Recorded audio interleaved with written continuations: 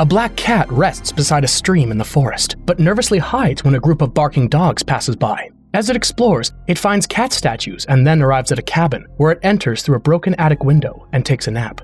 Inside the cabin, there are recent drawings of cats, cat-shaped carved figures, and glass spheres hanging from the ceiling. Later, it returns to the stream to drink, but upon hearing the dogs approaching, it hides. A fish jumps toward it, and it catches it. A Labrador retriever sees it, but does nothing. However, the other dogs notice and begin to chase it. The cat runs and drops the fish, hoping they'll leave it alone, but they don't stop. A fallen log blocks their path, giving the cat time to hide. Then it sees a flock of secretary birds flying overhead, and the dogs run back. But not because of the cat. The cat soon discovers why. A stampede of deer is heading its way, followed by a massive wave of water. Unable to escape, the current drags it along. It manages to cling to a branch, but when the Labrador also climbs onto it, the branch breaks and the cat is back in the water. With effort, it reaches the shore while the Labrador follows, and the rest of the pack is trapped on the other side. The dog keeps following until the cat runs into a secretary bird that seems to want to catch it. The dog intervenes to protect it, giving the cat time to escape. Together, they reach the cabin again, but the dog can't climb up. The cat takes another nap, and when it wakes, it sees the dog waiting outside, although he doesn't seem too happy about it. Suddenly, the water level starts rising rapidly. The forest floods, and both observe as a boat with a pack of dogs approaches. The Labrador barks for the cat to get on the boat, but it chooses not to. Despite the risk, it prefers to go out on its own, knowing everything will soon be underwater. The cat climbs a massive cat statue to escape the quickly rising water. From above, it sees the cabin become submerged and ends up trapped when the water reaches the top. But the danger doesn't end there. Giant sea creatures begin to appear. Just when there seems to be no way out, the cat sees a boat approaching on the horizon. It's still far away, and the water is already reaching its nose. But just in time, the boat arrives, and it manages to get on board to save itself. Inside the boat, there's already another animal, a capybara. It approaches, but the cat, true to its solitary instinct, prefers to keep its distance. The capybara doesn't insist, and quietly falls asleep. Let's pause here to review what we've seen and begin drawing some ideas. From the beginning, we notice that around the cabin, there are cat sculptures everywhere. The garden is full of cat-shaped statues. Inside the cabin, there are also carved figures, drawings, and outside we even saw a large sculpture. Everything seems to suggest that someone lived there. Probably an artist who deeply loved cats, and this cat in particular. But something feels off. Everything appears frozen in time. The tools are where one would leave them after use. The papers are still in place. There are no signs of escape or chaos, as if the person had simply vanished in an instant, without clear explanation. But if that person loved their cat so much, why would they abandon it? An intentional abandonment doesn't align with the kind of relationship we sense between that human and the cat. One might think they were abducted, but the signs point to something bigger, as if it wasn't just that person, but many people disappearing at the same time. And that already sounds highly unlikely.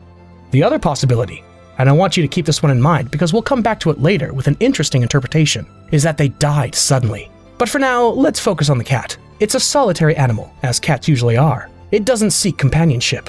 In fact, at the beginning, we see it avoiding others until the flood arrived. At that point, it had no other choice. Out of sheer necessity, it was forced to leave its home and get on a boat, where it met the capybara. And it makes perfect sense that the first animal the cat is forced to live with is precisely a capybara. Capybaras are famous for being incredibly social. They get along well with other capybaras, with animals of different species, and even with humans. It's not unusual to see them in photos surrounded by birds, monkeys, ducks, or dogs, all together as if part of the same group. They're also very calm, so much so that they've become a meme, and the film depicts them just like that. While the flood is destroying everything, the capybara lies back in the boat, closes its eyes, and falls asleep, as if nothing were happening.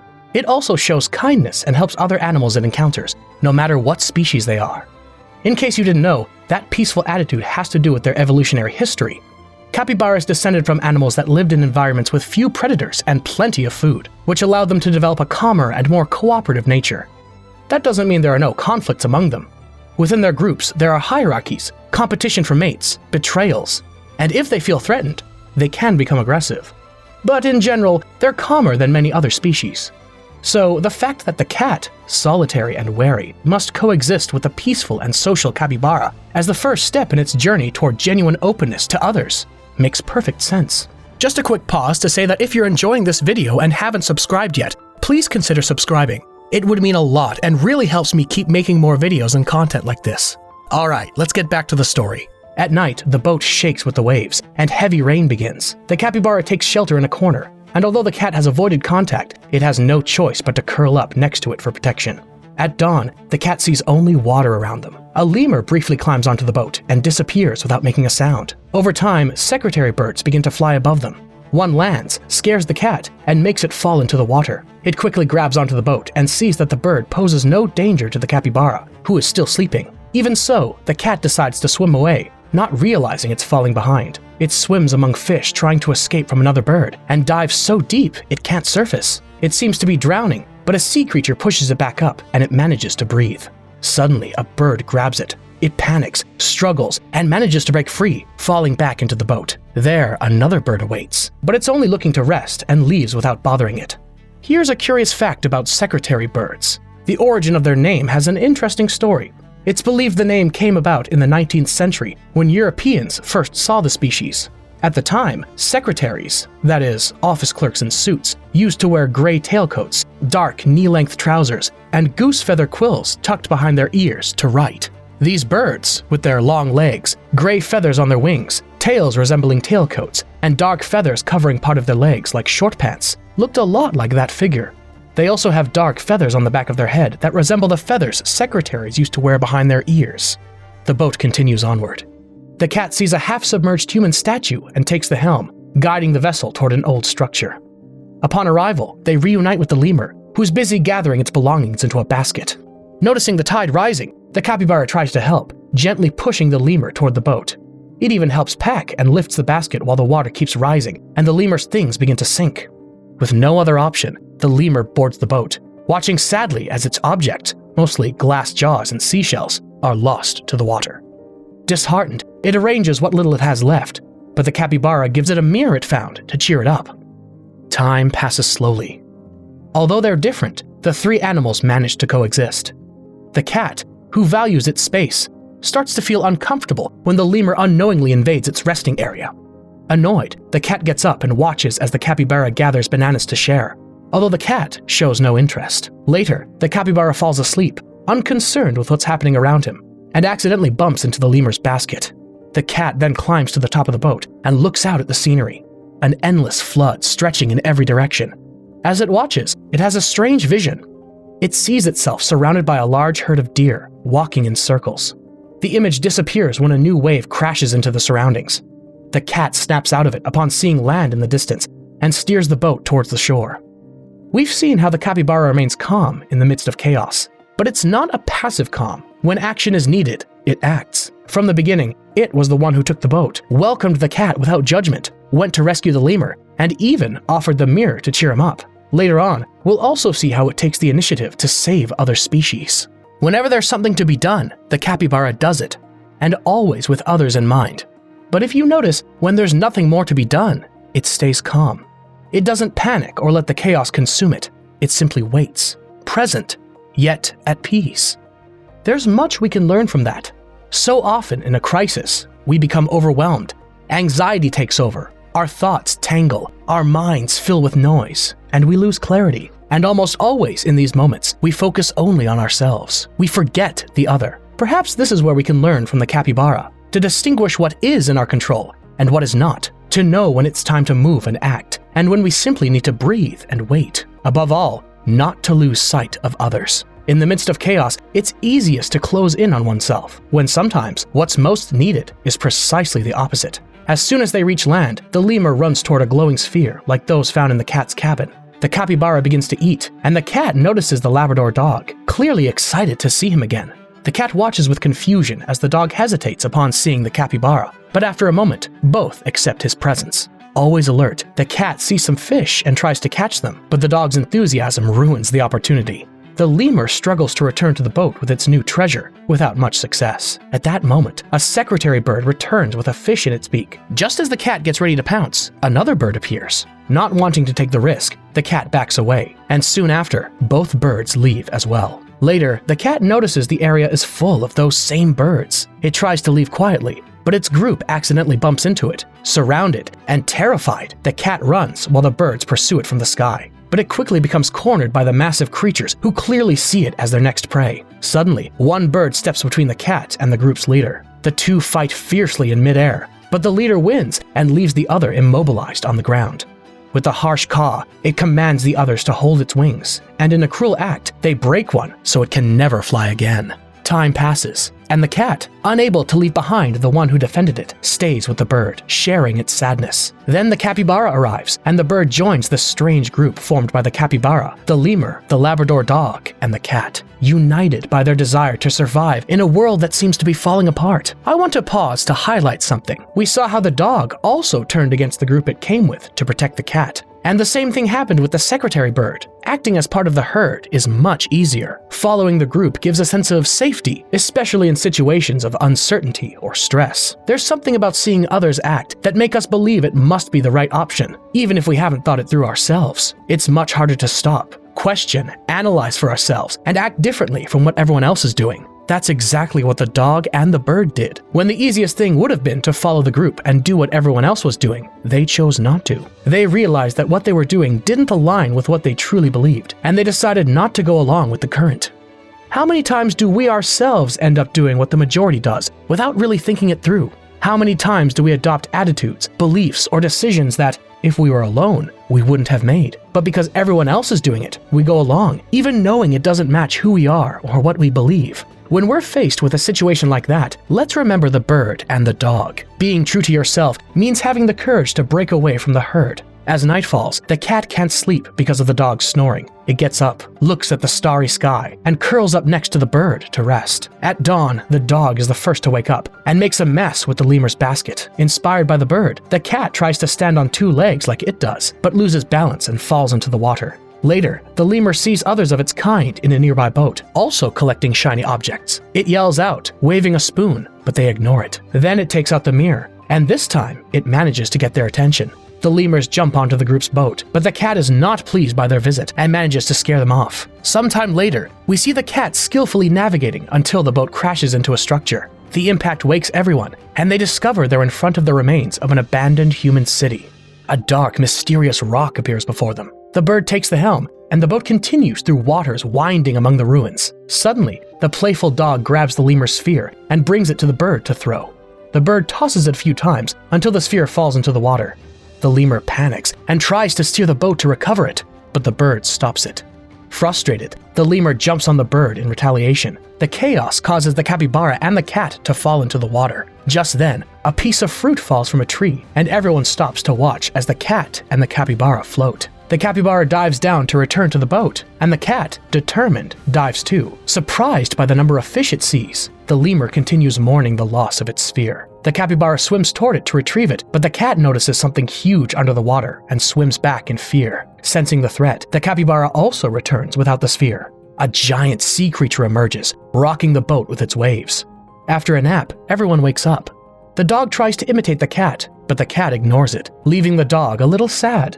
Meanwhile, the lemur meditates in silence. Its tail catches the cat's attention, and it pounces on it to bother him. Each entertains themselves in their own way. The dog plays alone. The lemur looks at itself in the mirror, and the cat chases a beam of light around the boat until it ends up leaping onto the lemur. Later on, the cat has gotten used to diving into the water to fish. It returns with fish of all sizes and colors. The dog smells the fish and approaches, hoping to share. After thinking it over, the cat gives it a fish from its mouth, then gives another to the bird. Shortly after, it starts to rain. Most of them seek shelter from getting wet, when suddenly barking is heard in the distance. The cat climbs up to the deck and sees that the dogs who had chased it at the beginning are now trapped in a structure. The Labrador dog reacts immediately and, along with the capybara, runs to the helm to change course and rescue them. The bird refuses to release control of the boat, so the cat intervenes. At last, they manage to turn the helm and head toward the dogs. Once back on board, the cat notices that the bird has become distant. As it approaches, it realizes she needs to be alone and chooses to respect her space.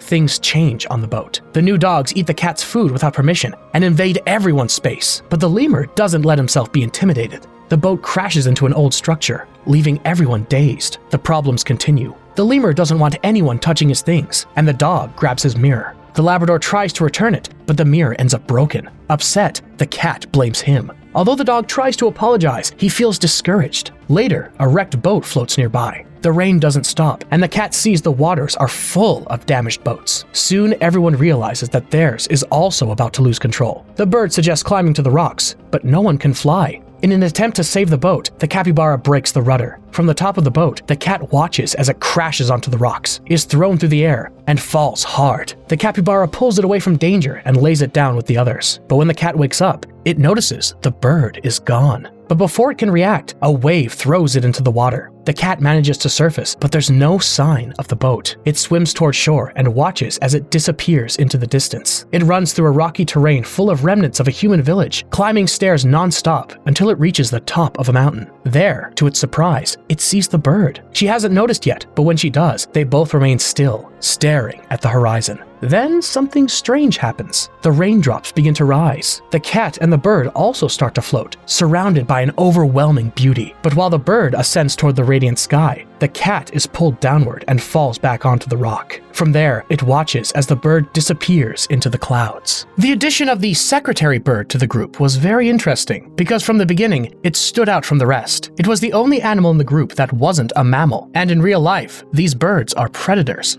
They feed mainly on small rodents, amphibians, and reptiles, though their favorite prey is snakes. In fact, their scientific name, Sagittarius serpentarius, literally means archer of snakes. Of course, the film isn't a documentary. It just takes certain real-life elements and adapts them. In the movie, with the arrival of the flood, food becomes scarce, so the creators seem to have taken the liberty of showing these birds hunting fish. And at one point, it even seemed some were stalking the cat, so it's no surprise the cat initially avoided them. But within that group of birds, there was one exception who showed interest in the cat. We saw how she confronted the leader of her flock, and as a consequence, her wing was broken, wounded, and unable to fly. With the waters rising, she had no choice but to join the group's boat to survive. From that point on, she became part of the group, but her way of relating to others was different. Her compassion seemed to be directed exclusively at the cat. With the others, she wasn't as close. When they came across the other dogs, she wanted to leave them behind. Perhaps she thought that was best, or maybe she simply didn't trust them. What's certain is that when the rest of the group decided to save the dogs and took the helm from her to do so, the bird became more distant. The cat tried to approach her, but she rejected him coldly. Then came one of the strangest and most symbolic scenes in the entire film. The bird climbed alone to the top of a mountain and suddenly ascended into the sky. This moment can be interpreted in many ways. Some see it as something spiritual, a kind of transcendence, as if the bird, after saving the cat and helping him open up to others, had reached a form of enlightenment. But it can also be read simply as an allegory. Perhaps the bird, having lost her ability to fly, having been rejected by her flock, and feeling distance from her new group, simply no longer wanted to continue. Perhaps she felt the others had turned against her by not supporting her decisions and preferred to distance herself. Wounded and exhausted, she accepted the end. The cat, on the other hand, took the opposite path. It started out alone, wanting to remain distant, but it was precisely the bird's sacrifice that opened a door. From that gesture, the cat began to form bonds with the others. The bird, for her part, started out with a flock and lost it when she chose to protect the cat. In a way, she became the leader of the group, but never truly grew fond of the others. It's also worth remembering that secretary birds in real life are solitary, and when they do gather, there are rarely more than 5 of them. So it's not strange to think that, although she joined the group out of necessity, she never fully adapted and simply chose to leave. The cat, also a solitary creature, chose to stay. It chose life and its new friends. The cat runs down the stairs. In the distance, it sees the boat, but it's not coming closer, so it decides to swim toward it. However, the current is too strong for the cat, and the water drags him back, preventing him from reaching it. As he struggles to stay afloat, he sees something a few meters away, the sphere the lemur had lost. He grabs onto it and uses it as a float to avoid sinking. The shore is now very far away, and the cat begins to tire. His legs grow heavier, and the boat seems farther away with every second. Discouraged and on the verge of giving up, he stops fighting, until a strange sound catches his attention. The water begins to recede rapidly. He doesn't understand what's happening, but soon notices that the trees that had been submerged start to rise to the surface. Despite everything, he doesn't let go of the sphere. He sets foot on solid ground and observes what remains of what was once a forest full of life. But that ancient place is collapsing. The trees fall one after another, and the ground cracks open, letting the water drain deep below. Now, before we continue, do you remember how I said at the beginning that it didn't make much sense for the cat's owner to have left it all alone, especially when everything in the cabin suggested they loved it deeply? That's why we said an intentional abandonment didn't fit, and the only plausible explanations were either they had been abducted along with the rest of civilization, or they had died. And I'd like to stick with that second idea to propose one of those interpretations people say sound far-fetched. But hey, if we're in the flow, let me flow. Here it goes. What if the animals we see in the film are actually the disappeared humans? What if the cat didn't live with a human, but rather was the human who lived in that cabin? Think about it. The house was completely isolated. It was the only one in the middle of the forest. Everything indicates that the person who lived there was solitary, like the cat, and they clearly adored cats. Maybe what we're seeing is that artist, already deceased, reincarnated into their most beloved animal. What if what we've been watching in this story is a soul that returned as a cat and went through a cycle of death, transformation, and rebirth? Maybe what we witnessed was a group of souls trapped in animal bodies, facing what they couldn't resolve in life.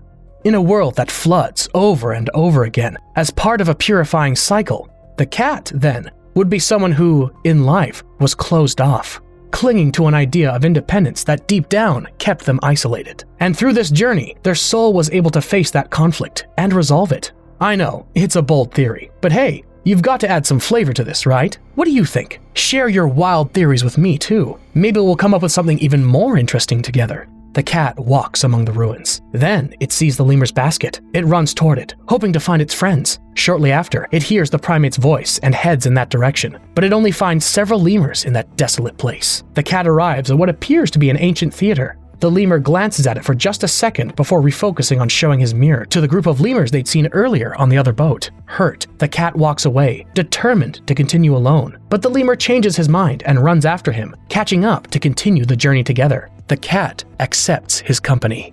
The third one to join the group was the lemur, who, interestingly, turned out to be quite materialistic. We saw him clinging tightly to his glass objects, even in the midst of chaos. But later on, when they encountered the other lemurs from the other boat, something happened that helps us understand his behavior better. When they saw him with a spoon, they ignored him completely, remember? But as soon as he showed them the mirror, they all became interested. It seems the lemur learned in his original group that his acceptance depended on the things he had, and that's why he clings so strongly to his objects. Losing them would mean being rejected. This idea was reinforced a moment ago when we saw him again with those same lemurs, showing them the mirror while they stared at him in fascination. But right then, the cat appeared, and the lemur seemed to realize everything. He understood that his acceptance in that group depended on the object in his hand, not on who he truly was. In contrast, the cat and the others never demanded anything from him. They didn't care about his belongings. He never needed a mirror to be seen. They accepted him as he was, and that's why he chose to return to the cat, because that's where he truly belongs. Those are the friendships that matter. From Aristotle's perspective, the ones based on not what you have, but on who you are. And well, continuing with my wild theory about human reincarnation into these animals, the sole conflict the lemur needed to resolve was precisely to understand that his value wasn't in what he had, but in who he was. The cat and the lemur discover a massive cliff in the landscape and see that the boat with their friends is stuck among the branches of a tree, on the edge of a precipice. Without wasting time, they run toward it, but the situation is more dangerous than it seems. The only thing keeping the boat from falling is its sail, barely holding on. The dog's movement breaks it, and the boat begins to slide. The dogs manage to jump to safety, but just as the capybara is about to jump, the branch he's standing on starts to crack. Determined to help, the cat climbs the tree and throws a rope. The dogs and the lemur pull with all their strength and manage to prevent the capybara from falling, but then the cat slips, and it's the capybara who saves him. The dogs try to hold the rope, but a rabbit runs by and distracts several of them. Only the Labrador dog stays, and together with the lemur, they manage to save both the cat and the capybara. Now, setting aside the more far-fetched theories, the truth is that throughout the film, we saw how a solitary cat who avoided others at first ended up learning to trust and work as part of a team. And that, according to the director himself, was exactly the story he wanted to tell. From there, we can draw several symbolic readings from certain elements that reflected that change. The cat's home, for example, represents his comfort zone. At first, all he wanted was to stay there, isolated, without having to interact with anyone. But then came the flood. Both in biblical and mythological terms, it's always been associated with major transformations, the destruction of the old to make way for something new. And that's exactly what happened to the cat. The flood forced him to leave that closed, comfortable world and board a boat where, whether he liked it or not, he had to start living with others. And that experience gave rise to a new cat. From being someone solitary, he became a cat who trusts, collaborates, and accepts help. And he offers it too. And all of that happened in the middle of a crisis. and I couldn't help but think of what was experienced in Mexico during the 2017 earthquake. In the midst of fear, collapsed buildings, and uncertainty, we saw complete strangers joining together to rescue people, regardless of social class, age, origin, or group affiliation. I remember images of human chains removing rubble, of neighbors organizing themselves without waiting for someone in authority to come and say what to do. For a moment, the individual stepped aside so that the collective could take center stage. Everyone became a part of something greater, and this film reminded me of that. And I sometimes ask myself, why do we need a tragedy to bring out the best in us? Why can't this kind of solidarity be more common without needing an emergency? How beautiful would it be if a catastrophe weren't necessary to remind us that, at the end of the day, like the group in the film, we're all in the same boat.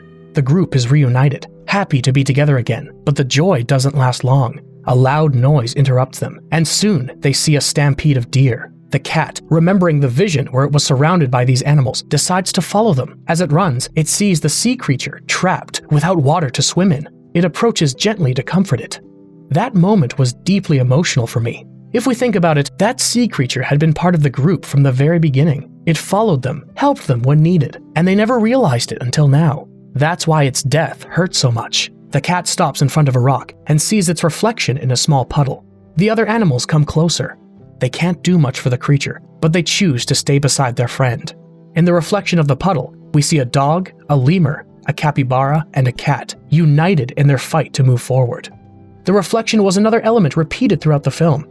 From the first scene, we saw the cat looking at itself in a puddle. Later, the lemur appeared with his mirror, and in the end, the entire group stopped to look at their reflections together in the water. It's clear that this is a symbol. Looking at oneself in water or a mirror and recognizing oneself is a basic form of self-awareness, and it seems that over the course of the film, we moved from an individual reflection to a shared one. What's interesting is how the context of that reflection changed. In the beginning, the cat's reflection was distorted by ripples, as if it couldn't see itself clearly, but in the end, surrounded by companions, the water is still, and the reflection is clear. One is also defined by the bonds they build. It reminded me of the African philosophy of Ubuntu, which is summed up in the phrase, "I am because we are." The idea is that a person's identity cannot be understood without others, that our well-being is tied to the well-being of those around us. We don't exist in isolation, but in relation. And now that they are together, that they choose to stay united, they can finally see themselves clearly.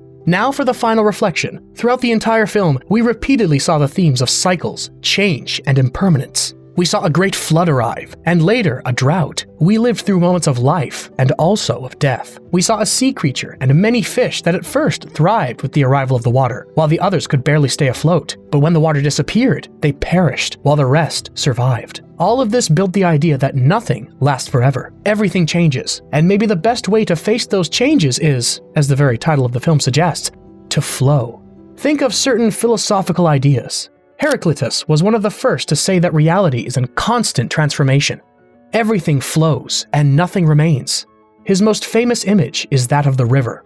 We cannot bathe twice in the same river, because when we return, its waters are no longer the same, and neither are we.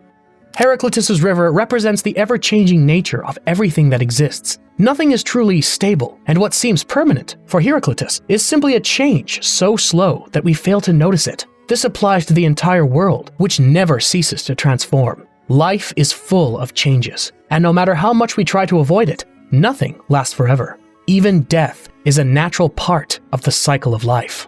Thinking about all this, what happens in the film, and its title, Flow, it's almost inevitable not to recall the philosophy of the Tao. Taoism teaches that everything in the universe is guided by the Tao, a kind of invisible force that maintains the balance of nature. It's not something we can control or fully understand. It simply is. And what may be a blessing to one person is a loss to another. But everything continues its course. And in the face of that invisible current, the Tao advises us not to resist. Instead, it invites us to move with the current, to discern which things are in our hands and which are not, to do what is within our control, without exhausting ourselves fighting the natural flow of life. Not to fight against change, but to learn to float and to flow with it.